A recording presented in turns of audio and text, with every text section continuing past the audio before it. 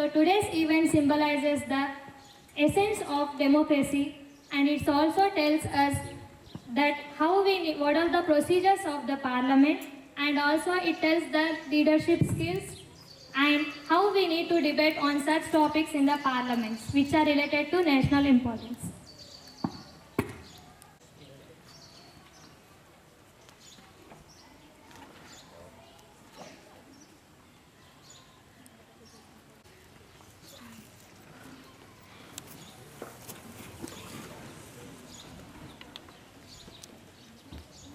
Good evening, honorable members of Youth Parliament.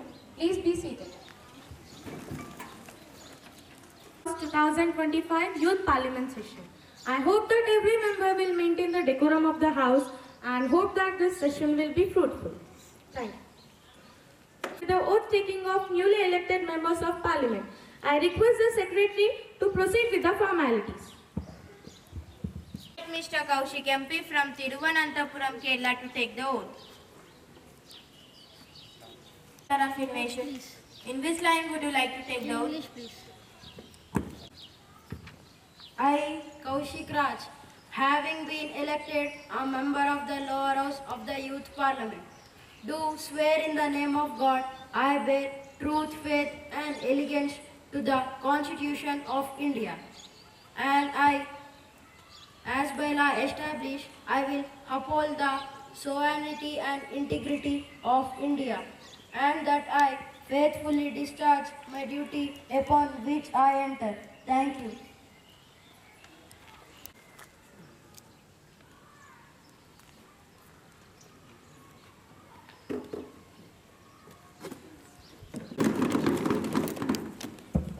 Now I invite Miss Vaishnavi, MP from Warangal, Telangana to take the oath.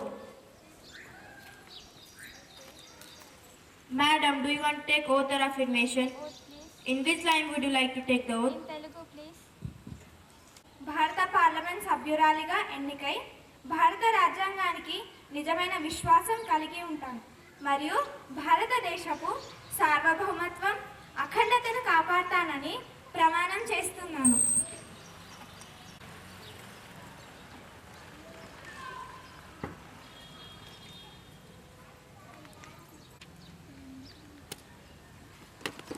Let's proceed with next agenda.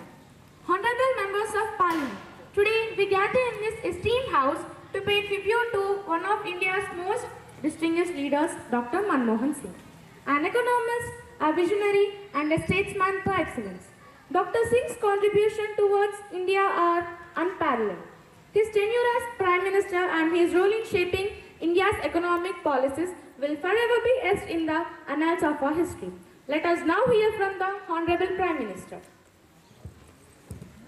Respect and considerable admiration that I stand to honor the life and legacy of Dr. Manmohan Singh, a leader marked by intelligence and humility.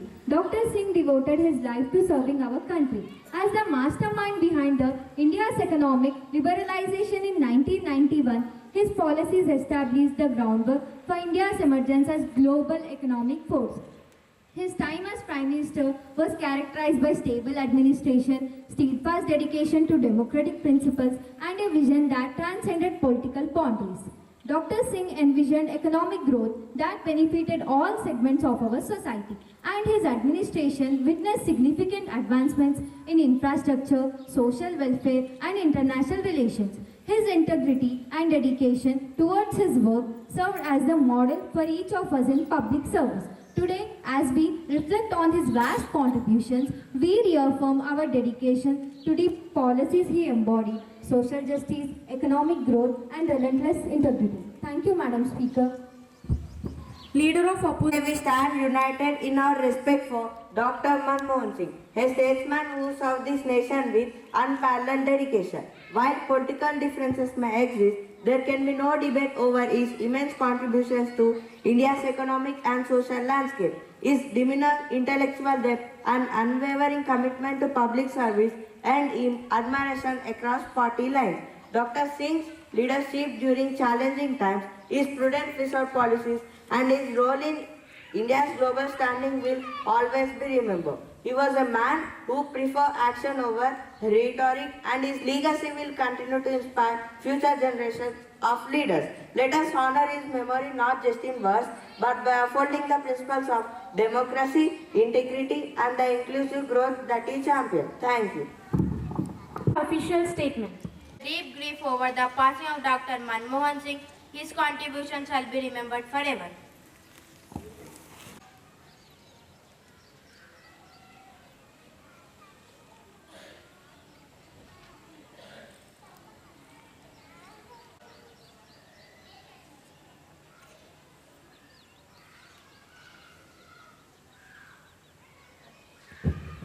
Honorable members, please be seated. Sri Shurain, please proceed. Madam Speaker, will the Minister of Food and Civil Supplies be pleased to state? Food and Civil Supplies be pleased to state. Honorable Minister for Food and Civil Supplies country. Thank you, Madam Speaker. Speaker, Madam, the total stock of food grains with the public agencies as on 1st January 1988 was estimated at 14.14 million tons. Thank you, Speaker, Madam. Due to the present drought situation, the government has adequate stock of food grains to meet these requirements of this country. And if no, the measures proposed to be taken by the government to deal with this situation. Thank you. Are adequate to meet the present requirement of the public distribution system. There is also a regular replenishment through procurement operations. Further, the government is also keeping open the option to import the food grains and when considered necessary. Thank you, Speaker, Madam. Madam Speaker, is it a fact that the reserve of food grains have declined from 23 million tons to 15 million tons? If so, what are the stock to fulfill this deflect of food grains? Is there any target fixed for rice and wheat during the Rabi season? Thank you. The availability of the food grains is concerned, the buffer stock policy is 21.1 million tons. Against that, 14.44 million tons are available in our buffer stock policy, and the shortfall is only 6 million tons. I hope this will be offset up to the next Rabi season and ongoing to the Kharif season. As far as the capacity is concerned, the policy is that we are constructing additional storage so that whatever the requirement of the buffer stock is stored at different places. Thank you, Speaker, Madam. Because of the shortage of stock in food grains, has the government supplied rice and wheat, which is not food for human consumption. Such stores have been received from certain states and complaints were made to the government. Has it noticed by the government that such an instance taken place, and what steps you have taken in this matter? Thank you, Madam Speaker. I supply this information. I will look into it. Thank you, Speaker, Madam. Information with her because this is connected with the shortage of food. Thank you, Madam Speaker. Remember, I supply this information. I am not aware about this information. I will definitely look into it. Thank you, Speaker, Madam. Very serious matter, supply of rotten food grains will greatly damage to the health of people. You must direct the government and ensure that this is not repeated again. Thank you, Madam Speaker. Yes, would the Honorable Minister like to say anything on this? Speaker, Madam, there is no opinions that are very serious condition. The government is fully committed with the safeguarding of the people and the nation. I assure you that all the steps have been taken to ensure the good quality of food grains are supplied through distribution system. Thank you, Speaker, Madam. Critical point about the government's new bank account scheme. We heard that 18 crore new bank account. We heard that 18 crore new bank accounts were opened. Are they actually helping people? Many of these accounts seems to be empty and unused. Can the Finance Minister explain how these accounts are making a real difference to rural families? Thank you, Madam. Madam Speaker, the Pradhan Mantri Jan Dhan Yojana is not just a scheme. It's a revolution in financial inclusion. Let me share some important details. We have expanded banking services to the most remote areas. We have added more than 8,000 new branches in just 1 year. Nearly 39% of these branches are in rural areas. We are making banking accessible. More than 1.26 lakh bank representatives are now working in communities. No SMS charges for these basic accounts. Thank you. But are they actually helping people? Many in our villages still can't access basic banking services. Thank you, Madam Speaker. On that, here's what we are doing. You don't even need another to open an account. We are continuously increasing the we are continuously increasing the banking networks to reach more remote areas. Thank you. Will the Minister of Tourism be pleased to state? Honorable Minister of Tourism. Yes, herewise. Thank you, Madam Speaker. Honorable Minister. Honorable Speaker, ma'am, the estimated foreign exchange earnings from tourism during the last 3 years were as follows. In 2021 to 22, rupees 1,800 crores. In 2022 to 23, rupees 2,700 crores. In 2023 to 24, rupees 3,200 crores. Thank you, Madam Speaker. Madam, from point of view of tourist arrival from different countries in matter of tourist arrival. Thank you, Madam Speaker. Honorable Minister. Madam Speaker, the 5 countries on the top in terms of tourist arrivals in India during 2021 were Bangladesh, Canada, Australia, United States of America and United Kingdom. Thank you, Madam Speaker. Sri Sai Sushant. Madam Speaker, what is the number of tourist arrival from different countries with foreign exchange earned, and which is the country from where we earned highest foreign exchange in the matter of tourist arrival? Thank you, Madam Speaker. Honorable Minister of Tourism. Honorable Speaker, ma'am, in the statement I have given the name of 5 countries foreign exchange earned in 2021 to 22 is like this. United States of America 18%, United Kingdom 15%, Canada 9%, Australia 8% and Bangladesh 7%. Tourist travels from these countries has increased accordingly, contributing significantly to our total foreign exchange earnings approximately of rupees 20,000 crores for the year 2021 to 22. Thank you, Madam Speaker. Sri Vishwan. Madam Speaker, what is the number of tourists from USSR with foreign exchange earned? What are the special steps taken by the government to attract tourists? Thank you, Madam Speaker. Honorable Minister, please. With USSR, steps have been taken at different levels for tourist exchange promotion. I do not have the exact figures, but last year we have started an exchange promotion with USSR and other places. We are trying to attract more number of tourists from USSR. Country-wise estimation of exchange promotion is not available. Thank you, Madam Speaker. Minister of Transport, what progress has been made in land acquisition for national highways? Thank you, Madam Speaker. Honorable Minister of Transport. Madam Speaker, we have acquired 80% of the required land and aim to complete the process within 6 months. Thank you. Question number 102. Will the Prime Minister be pleased to state Honorable Prime Minister. whether any survey has been recently conducted to assess the brain drain from the country, and if so, the findings thereof? Thank you, Madam Speaker. Honorable Speaker, yes, we are well aware of brain drain which is happening in our country, and we are trying to figure out the problems which are leading to brain drain. Thank you, Madam Speaker.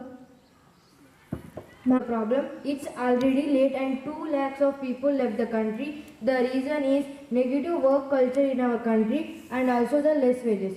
The infrastructure is also down as well. Thank you, Madam Speaker. Honorable Prime Minister. Honorable Speaker, thank you for pointing out the problems, Ms. MP. Will soon form a committee to look after that. Thank you. Thank you, Honorable Speaker. Our government recognizes farming as the backbone of our nation. We have implemented several measures to support our farmers. We have increased minimum support price (MSP) for 23 crops. We have started direct benefit transfer scheme for small farmers. We have improved irrigation facilities in 120 districts. We have provided soil health cards to farmers and understand what their land needs. Thank you. Honorable Speaker, the Agriculture Minister is painting a rosy picture.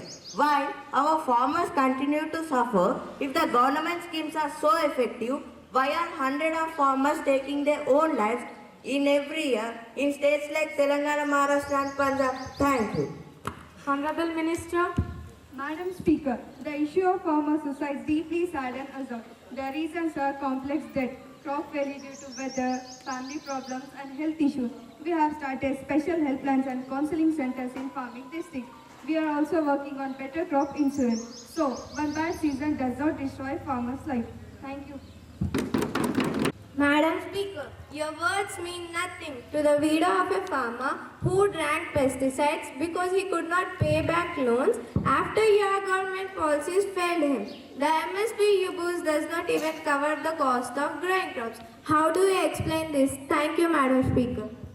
Honorable Agriculture Minister, please. Madam Speaker, we calculate MSP based on all farming costs plus 50% margin. But I agree, we need to reach more farmers. Currently, only 6% of farmers actually sell at fair prices.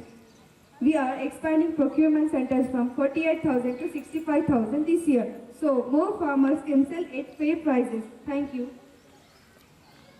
Madam Speaker, whatever the dangerous pesticides being used, farmers are spraying chemicals without proper protection because your government hasn't educated them. These pesticides are making our soil dead and causing cancer in farmer communities. Thank you, Madam Speaker. For the Honorable Minister, it is a serious issue. We have banned 18 of the most harmful pesticides in the past 2 years. We have trained on every block on safe handling farmers. We are using farm chemicals through our Healthy Soil and Healthy Nation program. Thank you. Member of Opposition, please. Madam Speaker, as per my observation, your training programs reach only big farmers with connection to your party. Small farmers with 1 to 2 acres get nothing. When will water reach my constituency where farmers totally depend on rain alone? Thank you, Madam Speaker. Honorable Minister. Madam Speaker, we are focusing especially on small farmers who make up 85% of all farmers. Our Pradhan Mantri Krishi Sinchai Yojana has brought irrigation to 2.5 million additional for your specific constituency. I can meet with you tomorrow to review the water project timeline. Thank you. The time for this discussion is running short. Final comments, please. Madam Speaker, this government must double the agriculture budget and guarantee MSP as a legal right, provide free organic farming training in every village, and cancel farm loans to stop suicide. Anything less is betraying our farmers. Thank you, Madam Speaker. Honorable Minister. Madam Speaker, we will increase the agriculture budget by the next year. We are working on strengthening MSP. We have already trained 2 lakhs farmers in organic methods and aim to reach 1 million by the next year. For loans, we have committed welfare across party lines and welcome to all constructive suggestions. Thank you, Honorable Speaker. This has been a productive discussion. The Agriculture Minister has agreed to provide a detailed action plan for addressing farmer suicides and promoting safer farming methods within 2 weeks. Speaker. No more supplementary, please. Serious breach of privilege has been committed by the leading news channel of Delhi. While commenting on the recommendation of the Public Accounts Committee, the channel has attributed dishonest motives and I have requested you to allow me to raise a question on that matter. Thank you, Madam Speaker. Sri Asman's along with a copy of news video and I shall consider it. You cannot spring a surprise on me like this. Madam Speaker, I already given notice today at 10 a.m. Thank you, Madam Speaker. It will be examined when it comes to me. I shall consider it and let you know my decision. Now papers to be laid.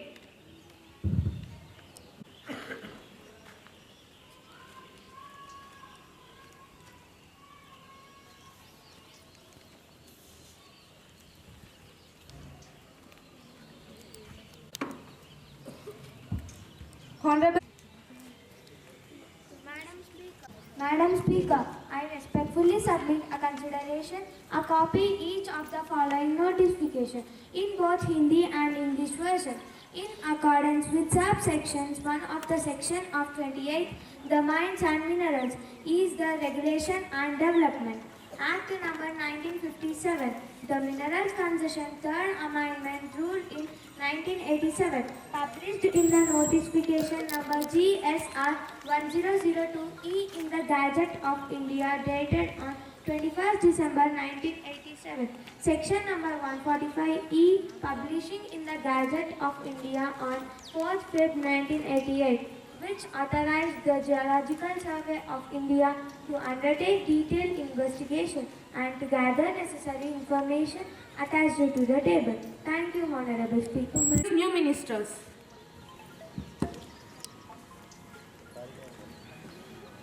Miss Speaker Ma'am, I have pleasure in introducing to you, through you, to the House, my colleagues, the new ministers, Sri Natti Hardik Reddy, Minister of Irrigation, and Miss Pratibha Patil, Minister of Civil Supplies. Thank you. Secretary to report message from Upper Chamber of Youth Parliament. Madam Speaker, I have to report the following messages received from Secretary of the Upper Chamber of Youth Parliament. 22nd, in the accordance with the provision of the rules of procedure and conduct of business in the Upper House of Youth Parliament, I am directed to enclose a copy of the Illegal Migrants Determination by Tribunals Bill 2024, which has been passed by Upper Chamber at its sitting held on January 2024. Thank you. As passed by the Upper Chamber. Madam Speaker, I lay on the table of the House the Illegal Migrants Determination by Tribunals Bill 1988 has passed by Upper Chamber. Thank you. On my own behalf of the honorable members of the House, I have great pleasure in extending a warm welcome to His Excellency Mr. Sven Jacobsen, Speaker of Danish Parliament, and the honorable members of the Danish Parliamentary Delegation who are on a visit to India as a honor guest. The other honorable members of the delegation are Mr. Nard Ostergaard, Deputy Speaker, Ms. Lily Gladenkind, also Deputy Speaker, Mr. Paul Bronsted, also Deputy Speaker. It is very high-powered delegation. The delegation arrived on Thursday, 3rd March. They are now seated in special box. We wish them a happy and fruitful stay in our country. We also convey our warm greetings and very best wishes through them to Her Majesty, the Queen of Denmark, the Prime Minister, the Danish Parliament, the government and the friendly people of Denmark. Thank you.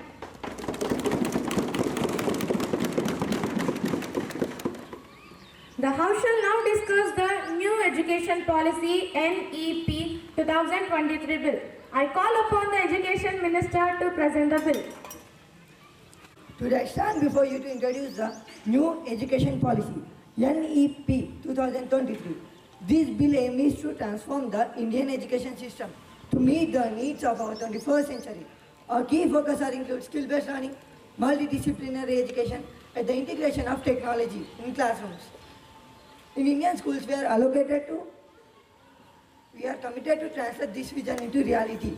We will invest in teacher training and create opportunities for project-based learning and collaborative activities and seek input from our esteemed MP to better understand the needs of our 21st century. Thank you, Madam Speaker. I thank the Education Minister. However, the opposition remains cautious. While we agree on the importance of 21st century skills, we have concerns about the practical implementation of this policy. First, are our teachers truly prepared to shift to activity-based learning? Do they have the resources and training? Second, how will you ensure that all students, regardless of their background, have equal access to the technology and support needed to succeed? Third, the move towards the activity-based learning sounds great, but most of our school is in an area where the people are very poor and the children need to work with their family to secure food or income. If the school becomes fully active, will they be able to participate fully? Thank you, Madam.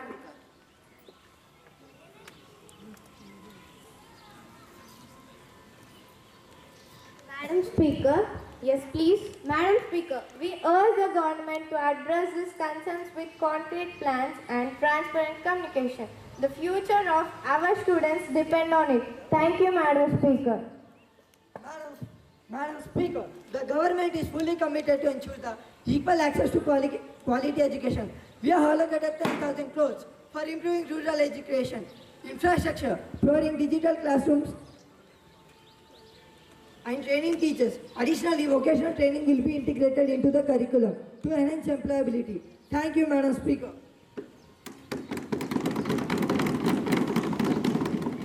Member of Opposition, Madam Speaker, this policy also encourages private investment in education. Will this not widen the gap between government and the private institutions? Thank you, Madam Speaker. Honorable Minister. Madam Speaker, on the contrary, we are ensuring that government schools receive enhanced funds and resources. Furthermore, the policy promotes equitable education by providing digital classrooms and training teachers. This policy promotes National Digital Library and scholarship for unprivileged students. Thank you, Madam Speaker. Let us now open the floor for debate. Any members wishing to speak may do so. Madam Speaker, the inclusion of regional languages as a medium of instruction up to class 5 is welcome. However, how will this be implemented effectively? Thank you, Madam Speaker. Honorable Minister. Madam Speaker, each state will be empowered to develop multilingual curriculum and frame workers to teachers will receive training to smooth implementation. Thank you, Madam Speaker. Those in favor, please say yes I. Those against, say no. Yes, I. The yes ayes have it. The NEP 2023 bill is passed.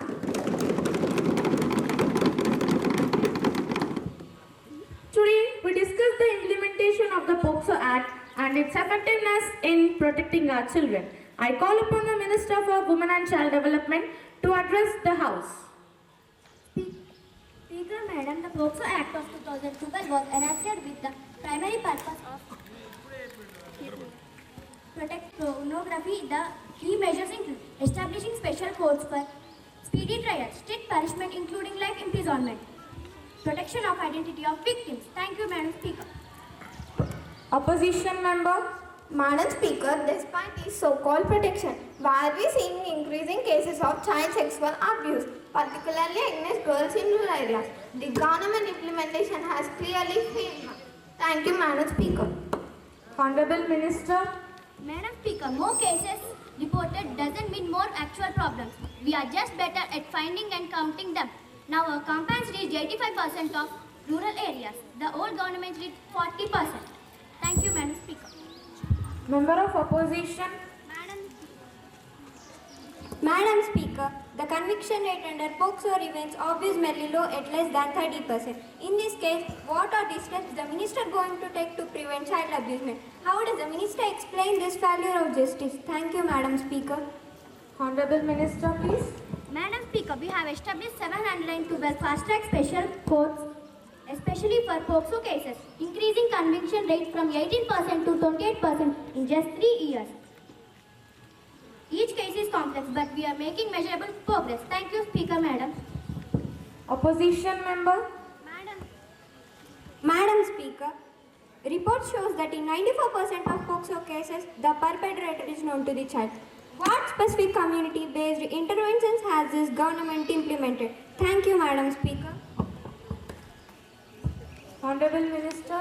Speaker Madam, we have implemented child protection schemes in 553 districts, trained 50,000 community workers and established 24 hours helpline. The previous government had no such comprehensive approach. Thank you, Speaker Madam. Leader of Opposition. Madam Speaker, this government continues to hide behind the numbers while our children remain vulnerable. We demand the immediate action. Double the victim support, establish the special courts in every district within 6 months and implement mandatory training for all police personnel. Thank you, Madam Speaker. Honorable Minister, please. Speaker Madam, we have made a great progress protecting the children. We have great 5-year plan to do even better. Children's safety isn't about politics. We invite you to join our committee to help improve the protection laws. Thank you, Speaker Madam. The House will now vote on the proposed amendment to the POCSO Act. Those in favor, please say yes I. Those against, say no. Yes, I. The yes ayes have it. The amendment is passed. We now move in the department's achievements. First, I invite the Honorable Minister of Environment. Thank you, Honorable Speaker. Our department has successfully increased India's forest covered by 5% in the past 3 years.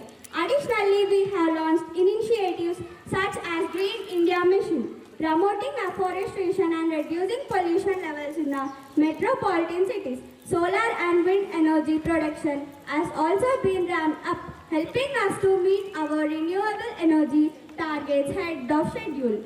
We are enforcing stricter environmental clearness and pushing eco-friendly urban planning. Additionally, industries violating environmental norms will face higher penalties. Thank you, Honorable Speaker. Thank you. Now I invite the Honorable Minister of Digital Affairs. Thank you, Honorable Speaker. Our department has been taking major strides in making India a digital powerhouse. We have launched over 200 digital literacy programs benefiting over 10 million citizens. The Digital India initiative has been improved internet penetration in rural areas with 90% of villages now connected to high-speed broadband. We are also working on AI-based solutions for better governance and cybersecurity measures to protect citizens' digital data. Thank you, Honorable Speaker. Madam Speaker, cyber crimes have been on the rise. What measures is the government taking to strengthen cyber security? Thank you, Madam Speaker. A cyber security framework that includes AI-driven monitoring system with advanced encryption techniques and collaborating with global cyber security experts. Additionally, digital safety education will be introduced in schools. Thank you, Honorable. Participation. The House is adjourned.